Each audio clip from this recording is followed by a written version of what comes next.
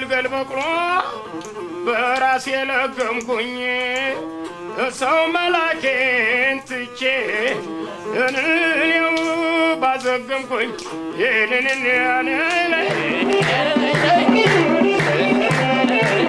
አዝማሪነት እንዲሁ ሌላ የሙዚቃ ዘውግ ወይም መዝናኛ ብቻ አይደለም። በጥንታውያን የኢትዮጵያ መንደሮችና የነገስታት አደባባይ አዝማሪ ማለት የህዝብ ልሳን፣ ያልተጻፈ ታሪክ ዘጋቢና የማህበረሰብን ህይወት መመልከቻ መስተዋት እንጂ።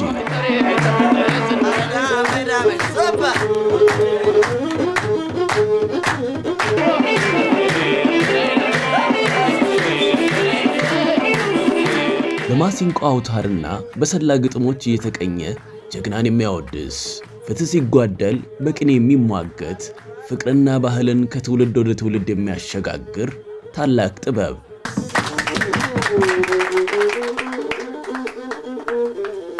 በዚህ ጥልቅና ክቡር ባህል ውስጥ ከአብዛኛው አዝማሪ የተለየና የጥበብ ማማ ላይ ወጣ አንድ ስም አለ፣ ባህሩ ቀኜ። በ18 ዓመት ነው የጀመርኩት። ነገር ግን አባቴ ከግብርና ወዲህ ይሄንን የሚጫወት ነበር እና በዚሁ ምክንያት ስነሳሳ ደግሞ አንድ አጎትም ነበረኝ ይጫወት ነበር። ከሱ ጋር ብዙ ጊዜ ስለሚሄድ በጣም አጠናሁ። ከዚህ በኋላ አባቴ ሞተ። ወደ እናቴ ሀገር ስመጣ ወገልጤና የሚባል ከተማ ነበረ። በጣም ሰው ይወደኝ ነበር። በዚያው ምክንያት ተገፋፋሁ። ከግብርናዬም ከርሻ እየወጣሁ ከዚያ እጫወታለሁ ምን እላለሁ። በዚሁ ምክንያት ስገፋፋ ወደ ከተማ መጣሁ። ይኸው ነው። ጋሽ ባህሩ ቀኜ በማሲንቆ ድምፅ የብዙሃንን ልብ የገዙ፣ በሳል ረቂቅ በሆኑ ግጥሞቻቸው የትውልድን ስሜት የቀሰቀሱ ዝነኛ አዝማሪ ነበሩ።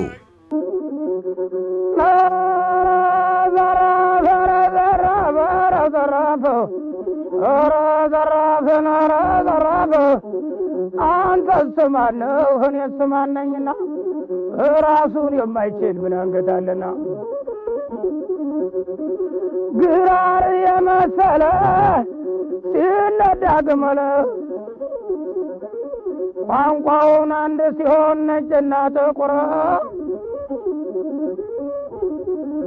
ዓላማ ሰንደቁ ኮከብ ሲመስል ማሲንቆ መጫወት ጀምሮ ሙዚቃው ብቻ ሳይሆን አብሮት ያለው ታሪክና ባህልም ነፍስ ይዘራል። የባህሩ ቀኜ ያጫወት ስልት ከማሲንቆ አያያዝ ጀምሮ ከሌሎች አዝማሪዎች የተለየና የራሱ የሆነ ልዩ ለዛ ያለው ነበር። ወርፋም ሰው ሲቀጥን ቀጭን ሲወፍር መሬት ሲደፈርስ ሰማይ ሲዳምን እንኳን ባልንጀራ ልብ አይታመን እንኳን ባልንጀራ ጥሎ የሚሸሸው ልብ አይታመንም አብሮ የሚበላሸው ልብ አይታመንም አብሮ የሚበላሸው። ይህ ልዩ ችሎታቸው እስከ ቤተ መንግስት እልፍኝ ያደረሳቸው ሲሆን የሎል አልጋ ወራሽ አስፋወሰን አጫዋች ሆነው በቤተ መንግስት በክብር የኖሩ ተወዳጅ አዝማሪም ነበሩ።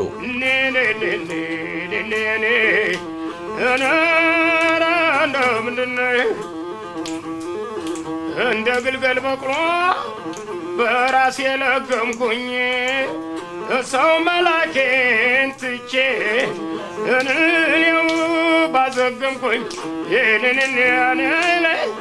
ኧረ እንደምንድን ነሽ ለሰው ይናገሩት ለሰው ይናገራል እንዲያው አንቺና እኔ ብንገናኝ ይሻል። ጎረቤት ቢከፋ ይሰራል ብቻ ጥቁር በሬ ቢሞት ይገዛል ዳልቻ። አጣሁኝ መድኃኒት ላሳባቂ ብቻን እናጣሁኝ መድኃኒት። የቀዳማዊ ኃይለ ሥላሴ ሥርዓተ መንግሥት ካከተመ በኋላ በደርግ ዘመነ መንግሥትም ቢሆን የባህሩ ዝና አልደበዘዘም። ይልቁኑ በአዲስ አበባ በሚገኙ ታዋቂ አዝማሪ ቤቶች ውስጥ በስፋት በመስራት ይበልጥ ተወዳጅ መሆን ችለዋል። ልብሱን የለበሰው ሆኜ ልቤ ደርሶ መደንገጦን ሞት አይቀርም ብዬ ነግሬህ እርግጦን ሞት አይቀርም ብዬ ነግሬህ እርግጦን። ኧረ ዘራፍ ኧረ ዘራፍ ኧረ ዘራፍ። የባህሩ የማሲንቆ ስራዎች ገና በ1950ዎቹ መጀመሪያ የተቀረጹና በሬዲዮ ይተላለፉ የነበረ ቢሆንም ከዘመናዊ ሙዚቃ ባንድ ጋር ለመጀመሪያ ጊዜ የተቀረጸው ግን በ1980ዎቹ መጀመሪያ ላይ ነበር። ለዚህ ታሪካዊ ቀረጻ መሳካት ደግሞ የአምባሰል ሙዚቃ ቤት የታዋቂው የዜማ ፈጣሪ አበበ መለሰና የዝነኛው ግጥም ጸሐፊ ይልማ ገብረአብ ጥረትና ሐሳብ ትልቅ ሚና ነበረው። ይህ ካሴት የታተመው የመጀመሪያው የባንድ ቀረጻ ከሌላኛዋ ታላቅ የጥበብ ሰው ከአስናቀች ወርቁ ጋር በጋራ የተሰራ ነበር። ከዚህ ስራ በኋላም ባህሩ ከራሄል ዮሐንስ ጋር ሌላ ድንቅ ካሴት በአምባሰል ሙዚቃ ቤት በኩል አሳትመዋል። በዚያ ታሪካዊ የስቱዲዮ ቀረጻ ወቅት የተከሰተው ትዕይንት ግን ፈገግ የሚያሰኝ ነበር። ባህሩ ማሲንቆ እየተጫወቱ ሲዘፍኑ ግጥም ጸሐፊው ይልማ ገብረአብ ከጀርባቸው ቆሞ ግጥሙን ቀስ ብሎ በጆሮአቸው ይነግራቸው ነበር። ባህሩም የሰሙትን ግጥም ተቀብለው በአስገምጋሚ ድምጻቸው ይጫወታሉ። በዚህ ካሴት ላይ ካለው የባቲ ዜማ በስተቀር የሁሉንም ዜማዎች ግጥም የጻፈው ይልማ ገብረአብ ነው። በቅሎ የለው ፈረስ ወይንም መኪና፣ በቅሎ የለው ፈረስ ወይንም መኪና፣ ሙልጭ ያለ ድሃ ስትለኝ ሰማት፣ ሙልጭ ያለ ድሃ ስትለኝ ሰማት፣ በእግረኝነቴ ነው እሷን ያገኘኋት፣ በእግረኝነቴ ነው እሷን ያገኘኋት፣ እሷን ያገኘኋት። የአገሬ ልጅ በታች እንዳረግ ተመዛ፣ ሳይበሉ የሚያጠግብ ሳይጠጡ የሚያሰክር ትዝታን ይዛ፣ ትላንትና ማታ ወድቄ ደገቄ ከስብራቱ እንኳን ጠግኖ መልካም ነው። እኔ የምፈራው መለያየቱን ነው፣ መለያየቱን ነው። ዘመዴን እሽትን እሽት አድርጎ ይበላል ግዝሽት፣ አይሰለችሽም ወይ ሁልጊዜ መዋሸት፣ ሁልጊዜ መዋሸት፣ ሁልጊዜ መዋሸት። እመጣለሁ ብሎ ሰው እንዴት ይዋሻል? ማበል እንኳን አንቺን ምድር ያበላሽ፣ ማበል እንኳን አንቺ ምድር ያበላሻል፣ ምድር ያበላሻል፣ ምድር ያበላሻል። ባህሩ ቀኜ ዛሬ በአካል ባይኖሩም ትተውልን የሄዱት የጥበብ ቅርስ ግን ሕያው ነው። ስምና ስራዎቻቸው ለዘላለም በታሪክ መዝገብ ላይ በደማቅ ቀለም ተጽፎ ይኖራል። አዝማሪነት፣ ወግ፣ ባህል ሲነሳ ባህሩ ቀኜም ሁሌም ሕያው ናቸው። እንቅልፉን ይልፋል ሰው ሁሉ ተኝቶ፣ እንቅልፉን ይልፋል ልቤ ሰው የት ገብቶ መውጫቶ ይለፋል፣ ልቤ ሰው የት ገብቶ መውጫቶ ይለፋል። የአገራችን ታቦት የአገራችን ታቦት ዝክረ ብዙ ነው፣ የአገራችን ታቦት ዝክረ ብዙ ነው። ከኔ ወዲያ ድሃሽ ለማኝሽ ማን ነው?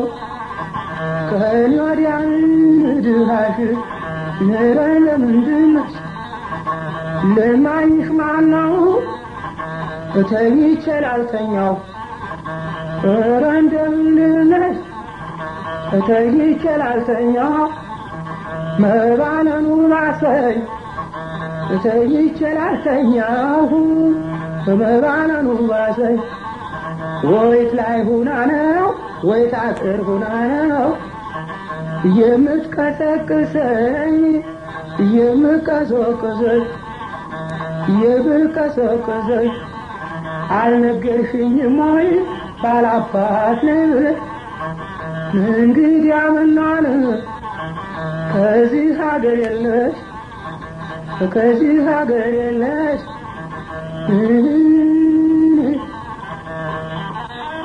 እህሉን ብበላው ወይስ ይቀመጣል? እህሉን ብበላው ወይስ ይቀመጣል? ለአንድ አንጀት ነበረኝ ተኝተሽበታል። ምን አንጀት ይረዝም ከመጫኛ ቢበል ከቦታው ይጠፋል ሲበጠስ ሲቆረጥ ከቦታው ይጠፋል ሲበጠስ ሲቆረጥ